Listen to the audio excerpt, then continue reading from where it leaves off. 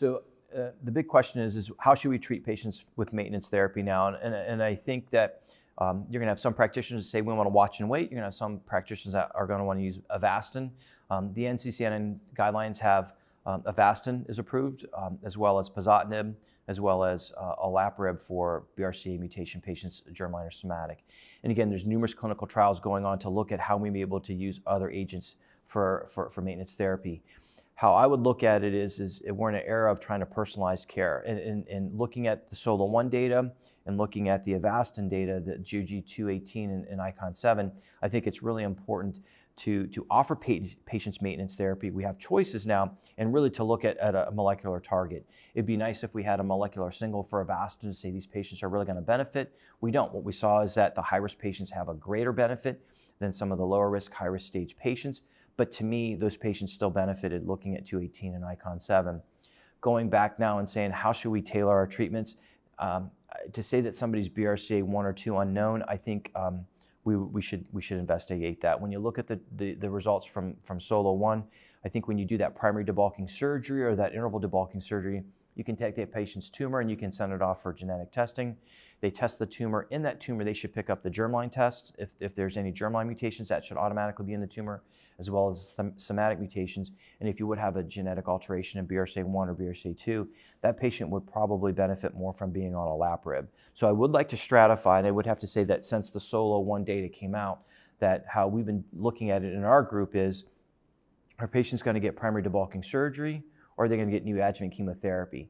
And some folks in our group want to make sure and test everybody, because again, that's the NCCN guidelines. SGO, NCCN, ASCO all say that any woman with primary peritoneal, ovarian, or fallopian tube cancer should be considered and referred for genetic testing. To me, we have really good genetic counselors, have them get a germline test. But with the SOLO-1 data, if they don't have a germline, we probably should be testing the tumor as well, looking at some of the survival benefits. So what we've been trying to do is separate out who has a BRCA1, BRCA2 mutation, use olaparib, or at least offer those patients olaparib, and then the patients that don't have a BRCA1 or BRCA2 mutation in advanced high-risk disease, go ahead and offer them Avastin. And I think too, the label for Avastin, I think it's important, is it's for all comers. We've been talking a lot about the high-risk patients, the stage 3Cs, suboptimals, the stage 3Cs that didn't undergo resection, the stage 4. But really, when you look at debulking surgery, it's not always just what you finish with debulking surgery that matters. Obviously, getting those patients optimally debulked, but patients who require extensive surgical resections, there have been studies that look at if somebody just needs a simpler surgery to get to microscopic disease versus somebody who may require resection of part of their diaphragm, resection of part of the liver, a splenectomy, small bowel resections, large bowel resections. Those patients are having extensive surgery, and so they have an extensive preoperative disease burden. And to me, those patients do have a poor outcome versus patients who have a lower disease burden. And really, a lot of folks with ovarian cancer, a lot of patients are going to have that high disease burden. So when you look at the use, and that's clinically how I use it, to me, I use it for all my advanced stage patients, patients with stage 3 and stage 4, even when they're microscopic. To me, I think it's important to give those patients advantage because some of the patients are going to require extensive surgery to get to microscopic, and I still think that those patients are high risk.